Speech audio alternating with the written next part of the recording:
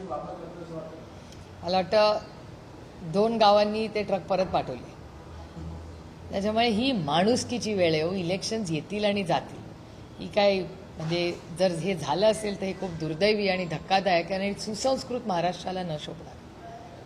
गिरीश महाजन गेलेले होते पूरग्रस्तांना मदत करायला. त्यावेळेस गिरीश महाजन देखील शेतकऱ्यांवरती चिडताना पाहायला मिळाले. तुम्ही काय पैसे काय गाडी घेऊन आलेलो नाहीये असं अशा पद्धतीचे वक्तव्य त्यांनी केलं आणि त्यानंतर शेतकऱ्यांच्या रोषाला त्यांना सामोरं.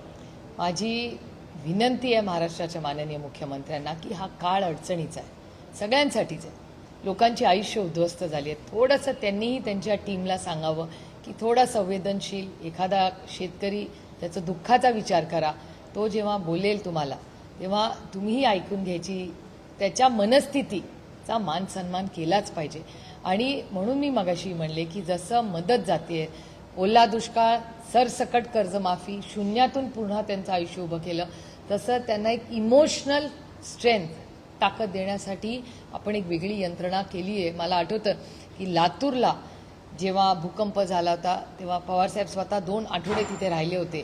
तेव्हा काही मोबाईल वगैरे काही नव्हतं. त्या काळातही इथून अनेक डॉक्टर्स गेले होते आणि इमोशनली त्यांचं आयुष्य उद्ध्वस्त झालं होतं. त्या इमोशनलसाठीही इथून मोठ्या टीम्स गेल्या होत्या, NGOs गेले होते, जे 3-3, 4-4 महिने लातूरला राहून त्या लोकांना इमोशनली त्यांना ताकद देत होते. त्याच्यामुळे खूप लेवल्सला आपल्याला इथून पुढे काम करावं लागणार आहे. कारण का एकदा पाणी ओसरलं की आणखीन वेगळे प्रश्न उभे राहणार.